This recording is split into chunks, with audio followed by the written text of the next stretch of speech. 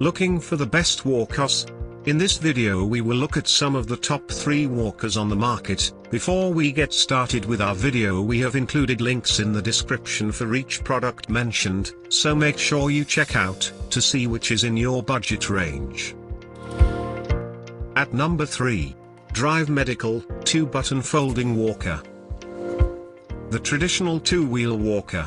Easy to assemble. Height adjusts easily and the unit is sturdy, light and maneuverable. A simple choice that many will find reliable. Stability of the individual must be considered, 2 wheels might not be enough. Has 2 wheels, not 4. Wheels do not adjust to the inside for extra clearance. At number 2. Drive Medical 4-wheel walker Rollato. This model is so easy to assemble, you probably won't need to look at the manual. It is manufactured with durable steel and includes a basket for personal items.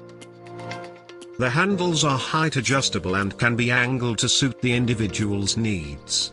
An affordable walker that can support up to 300 pounds and doubles as a seat, if needed. To remain folded, this walker requires a tiny separate piece that can be easily lost. At number 1. Hugo Mobility Rollator. Large wheels allow for easier outdoor use.